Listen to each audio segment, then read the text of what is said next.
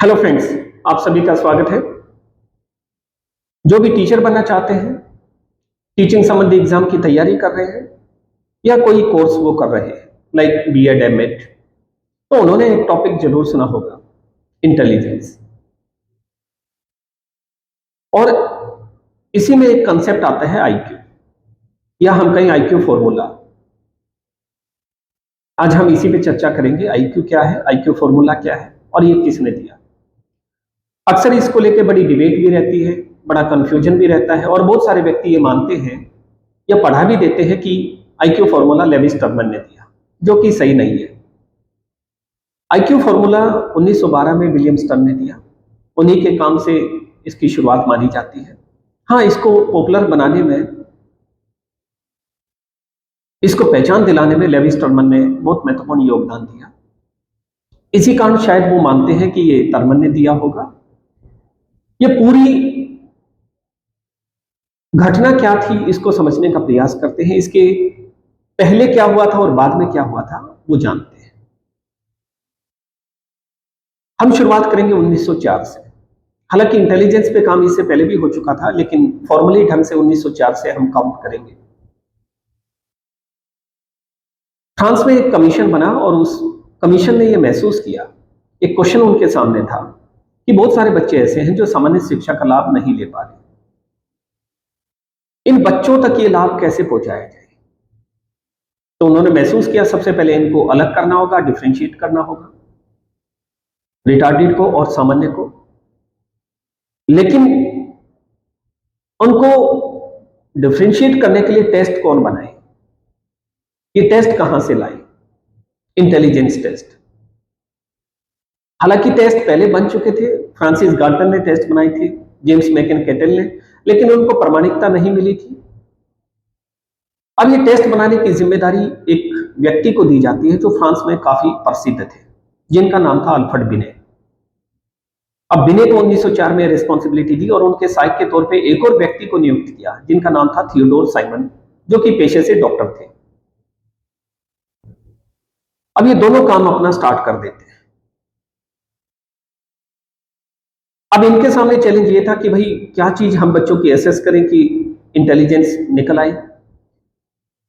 तो बिने ये मानता था कि जो सामान्य बच्चे होते हैं रिटार्डेड की तुलना में उनका जजमेंट, उनकी रीजनिंग, उनका कॉम्प्रिहेंशन, उनकी मेमोरी अच्छी होती है, और उसी को लेकर उन्होंने क्वेश्चन फ्रेम करना स्टार्ट कर दिया। ऐसे में उन्होंने 30 क्वेश्चन बनाए, 30 क्वेश्चन। जो इंटेलिजेंस का पहला टेस्ट बना उसमें 30 क्वेश्चन थे, और ये टेस्ट 1905 में बनकर तैयार हुआ, जिसको प्रामाणिकता भी मिली, पहचान भी। इसी आधार पर अल्फ्रेड बिने बन जाते हैं फादर ऑफ इंटेलिजेंस टेस्टिंग। और इस टेस्ट को काफी यूज में लाया जाने लगा, लेकिन ये फ्रेंच भाषा में बना था। खैर, अब बिने ने बाद में महसूस किया कि इसको मुझे मॉडिफाई करना चाहिए और एडवांस या और अच्छे स्तर का बनाना चाहिए। तो 1908 में उन्होंने इसमें रिवीजन किया, एक दो कंसेप्ट भी जोड़ा, लाइक बासल एज है, मेंटल एज है, और टेस्ट की संख्या बढ़ाकर, टेस्ट आइटम की संख्या बढ़ाकर जो 30 थी उसको 59 कर दिया। जब हम किसी टेस्ट की लेंथ को बढ़ाते हैं तो उसकी रिलायबिलिटी बढ़ जाती है, उसकी वैलिडिटी में भी इंप्रूवमेंट होती है। अब 59 आइटम्स थे, अलग अलग और डोमेन उसमें कुछ शामिल किए गए ताकि और बेहतर तरीके से असेसमेंट हो। अब दो चीज मैंने यहां पे बात की, बासल एज और मेंटल एज, और एक और क्रोनोलॉजिकल एज। इसमें अल्फ्रेड बिने भी बात करते थे। देखो, जो हमारी क्रोनोलॉजिकल एज है वो हमारी कालानुक्रमिक आयु है, यानी एक व्यक्ति का जन्म से लेकर अब तक के दिनों की संख्या, या हम कह सकते हैं उसकी आयु। और जो मेंटल एज है, एक व्यक्ति के सोचने समझने की क्षमता किस आयु स्तर तक है, दैट इज मेंटल एज। मान लो आपकी एज 10 साल है, आपकी एज 20 साल है, लेकिन सोचने का स्तर आपका 22 या 25 साल के व्यक्ति जैसा हो सकता है। तो उसी तरह से मान लो एक बच्चा है जिसकी आयु अभी 8 साल है, लेकिन सोचने समझने की क्षमता, तर्क करने की क्षमता 9 साल के बच्चे जितनी है, तो मेंटल एज कितनी हुई? 9 साल। और क्रोनोलॉजिकल एज क्या हुई? 8 साल। लेकिन फिर ये बासल एज क्या है इसमें? दरअसल बासल एज ये थी कि कोई बच्चा कहां तक के कार्य बिना त्रुटि के बिल्कुल सारे ठीक कर लेता है, जहां तक वो सारे टास्क अचीव करता है, जिस एज लेवल के सारे टास्क अचीव कर लेता है, वो उसकी बासल एज है। एक छोटा सा एग्जांपल लेते हैं। जैसे मान लो प्रत्येक साल के लिए हमने 6-6 कार्य बना दिए। अगर ये 6 कार्य कर लेता है पहले 6, तो बच्चे की मेंटल एज है 3 साल। अगले 6 काम और कर लेता है तो बच्चे की मेंटल एज है 4 साल। अगले 6 कर लेता है तो बच्चे की मेंटल एज है 5 साल। उससे अगले तो 6 साल। अब एक बच्चा जिसकी आयु है 4 साल, वो 3 साल वाले सभी कार्य पूरे कर लेता है, लेकिन 4 साल वाले आधे कार्य कर पाता है, यानी 3 ही कार्य कर पाया 6 में से। तो बच्चे की बासल एज यहां पर 3 साल है। 3 साल तक के सभी कार्य उसने कर लिए। 4 साल वाले नहीं कर पाया, तो नहीं कर पाया तो बासल एज उसकी 3 साल है। अगर 4 साल वाले भी कर लेता तो बच्चे की बासल एज 4 साल आती। ये बासल एज समझना क्यों जरूरी था? और मेंटल एज देखिए, ऐसा जरूरी नहीं है कि कोई बच्चा सिर्फ 3 साल के कार्य ही पूरे करेगा। मान लो वही बच्चा 4 साल वाले आधे कर देता और 5 साल वाला एक कार्य कर देता, फिर कैसे मेंटल एज असेस होती? तो ऐसे में मेंटल एज असेस होती है 3 साल वाले सारे कार्य किए हैं तो 3 साल तो ये हुए उसके, और 4 साल वाले आधे किए हैं। आधे का मतलब ये है कि एक साल में हमारे 12 महीने हुए, उसमें 6 कार्य उसको करने थे, यानी अगर हम उसको डिवाइड करें तो 2 महीने प्रत्येक कार्य के लिए बन जाता है। 3 कार्य किए हैं तो 6 महीने यहां से आ जाती है एज, और 5 साल वाला एक कार्य किया है, 2 महीने वहां से आ जाती है। तो इस बच्चे की मेंटल एज 3 + 6 + 2 हो जाएगी, यानी 3 साल और 8 महीने, और डिवाइड बाय क्रोनोलॉजिकल एज यानी 4 वर्ष, और मल्टीप्लाई बाय 100। ऐसे निकलेगा आज के वर्तमान समय में। उस समय तक विनय ऐसा नहीं करते थे क्योंकि आईक्यू फॉर्मूला ही नहीं था। लेकिन इंटरेस्टिंग बात यह है कि फिर विनय क्या सोचते थे और विनय कैसे करते थे? तो विनय ने ये कहा, देखो पहली बात तो ये, मैं उसको क्वांटिफाई करने के पक्ष में ही नहीं हूं, यानी कोई नंबर देने के पक्ष में नहीं हूं, न्यूमेरिकल फॉर्म में ना लाएं उसको। एक हमारी साइकोमेट्रिक अप्रोच चलती है जिसमें ह्यूमन एट्रीब्यूट्स को क्वांटिफाई किया जाता है।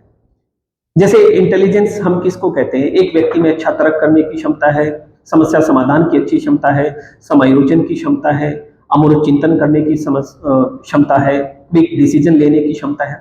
इन्हीं चीजों को, इन्हीं गुणों को यदि हम न्यूमेरिकल में क्रम में चेंज कर लें, न्यूमेरिकल फॉर्म में ले आए, लाइक हमने कहा कि 130 आईक्यू, 140 आईक्यू, तो उसमें ये सब गुण मिलने हैं। तो उसने कहा कि मैं एक तो इसको नंबर में, क्योंकि ये नंबर जो है पूरे ह्यूमन इंटेलिजेंस को ठीक से नहीं बता पाएगा। दूसरी चीज ये कि भाई हमारा कार्य किसी व्यक्ति को इस तरह से आईक्यू निकाल के, या हम कहें कि उस बच्चे को अलग से आइडेंटिफाई करके उस पर लेबल चिपकाना नहीं है। यानी विनय ये कह रहे हैं कि भाई मेरा कार्य यहां पर ये नहीं था कि मैं रिटार्डेड बच्चों को नॉर्मल को अलग करूं और इन पे लेबल चिपका दूं या इनको समाज से अलग थलग, नहीं। हमारा कार्य सिर्फ ट्रीटमेंट पर्पस था। खैर बात आगे बढ़ी, 1911 तक पहुंची। 1911 में विनय साहब का देहांत हो जाता है। हालांकि देहांत तक वो 2 रिवीजन इसमें 1908 और 11 में कर चुके हैं। उसके देहांत के बाद फिर इंपॉर्टेंट काम किसने किए? तो 1911 में ये टेस्ट पॉपुलर होता जा रहा है। तो हेनरी गोडार्ड ने ये महसूस किया कि भाई ये फ्रेंच भाषा में है अभी तक, इसको इंग्लिश में ट्रांसलेट किया जाए। तो हेनरी गोडार्ड ने सबसे पहले इसका इंग्लिश ट्रांसलेशन किया। इंग्लिश ट्रांसलेशन हुआ इसका, वर्ल्ड वाइड पॉपुलर हुआ विनय का टेस्ट। उसी समय 1912 में विलियम स्टन ने अपना आईक्यू का कंसेप्ट दिया। क्योंकि विनय साहब तो उस समय तक क्या कर रहे थे, किसी बच्चे की क्रोनोलॉजिकल एज से ज्यादा किसी ने प्रदर्शन किया है तो उसका बौद्धिक स्तर अच्छा है, यानी मेंटल एज उसकी ज्यादा आ जाती है। और यदि अपनी आयु स्तर का किया है तो वो उसको सामान्य मानते हैं, या जिसने नहीं किया है उसको वो डल मानते हैं, या हम कहें एक तरह से रिटार्डेड मानते हैं, या कम बौद्धिक क्षमता वाला मानते हैं। लेकिन यहां पर विलियम स्टन ने इंटेलिजेंट रेशियो निकालने की बात की, इंटेलिजेंट क्वोशेंट की बात की। क्वोशेंट का अगर हम परिभाषा देखें तो उसका होता है किसी एक नंबर को दूसरे नंबर से डिवाइड करने पर जो प्राप्त होता है वही क्वोशेंट कहलाता है। वही लब्धांक कहलाता है। अब इसमें एक नंबर को दूसरे नंबर से किसको डिवाइड कर रहे हैं, mental as divide by chronological age, इससे जो प्राप्त होगा मल्टीप्लाई बाय 100 इसलिए किया डेसिमल हमारा रिमूव हो जाए। जैसे मान लो किसी बच्चे की मेंटल एज 12 साल है और क्रोनोलॉजिकल एज उसकी 10 साल है, तो ऐसे में हम 12 डिवाइड बाय 10 लिखेंगे तो 1.2 आएगा। तो इस डेसिमल को, इस पॉइंट को रिमूव करने के लिए हमने क्या किया, मल्टीप्लाई बाय 100, यानी अब ये 120 होगा।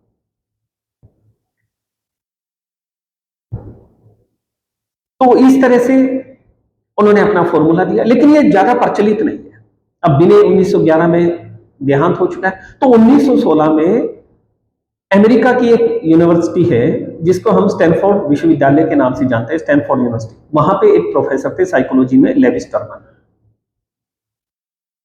अब वो बिने के कार्य को ही ट्रैक कर रहे थे, उसी पे काम कर रहे थे। उसने क्या किया, बिने टेस्ट को और ज्यादा स्टैंडर्डाइज किया और ज्यादा मानकीकृत बनाया, और न सिर्फ उसको स्टैंडर्डाइज किया बल्कि जो विलियम स्टर्न का कंसेप्ट था उसको भी उसमें शामिल कर दिया उसने। और जो पहचान अब तक स्टर्न को भी नहीं मिली थी, या हम कहें बिने को भी शायद इतनी ना मिली हो, वो लेविस टर्मन के काम से उस टेस्ट में दिखने लगी। और शायद इसीलिए बहुत सारे व्यक्ति इस कंफ्यूजन में है कि ये टर्मन ने दिया होगा।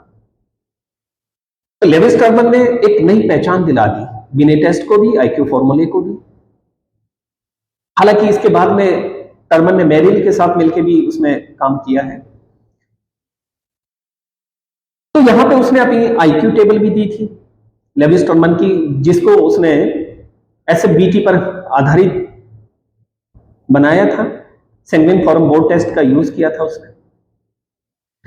अब वैसे तो ये बहुत सारा इंपॉर्टेंट काम है, लेकिन फिर इसी क्लास में हो पाना थोड़ा मुश्किल है, तो फिर बात कर लेते हैं 1919। 1919 हमारे लिए इसलिए इंपॉर्टेंट है कि एक और महान शख्सियत जिसका नाम है जीन प्याजे, वो स्विट्जरलैंड से है, वो भी इसके काम से प्रभावित है बिने के, और वो फ्रांस का दौरा करते हैं। वो भी जानना चाहते हैं कि भाई ये सारी चीजें मैं भी जानूं, सीखूं, देखूं। वो भी एमिनेंट पर्सन है, बहुत इंटेलिजेंट व्यक्ति है, तो वो आते हैं। दरअसल जीन प्याजे की क्यूरियोसिटी इस बात में थी कि भाई बच्चे कुछ का आंसर ठीक देते हैं, कुछ का गलत देते हैं, कुछ को छोड़ देते हैं। वो यहां तक सीमित नहीं थी ठीक दिया, गलत दिया, छोड़ दिया। वो उसके पीछे के तर्क को जानना चाहते थे कि बच्चे क्यों अचीव नहीं करते, क्यों उस काम को छोड़ देते, उस क्वेश्चन को क्यों छोड़ देते हैं, या उसको गलत क्यों करते हैं, क्या उसमें ये समझ अभी तक विकसित नहीं हुई है, और नहीं हुई है तो वो किस तरह से सोचते हैं इसके बारे में, वो ये जानना चाहते थे। और फिर जो क्वेश्चन उनके मन में उठा था उसका आंसर उसने अपनी थ्योरी से भी दिया, जिसको हम कॉग्निटिव डेवलपमेंट थ्योरी के नाम से भी जानते हैं। तो ये एक छोटा सा कंसेप्ट था। वैसे इसकी बहुत इंटरेस्टिंग कहानियां और भी हैं, उनको हम फिर करेंगे।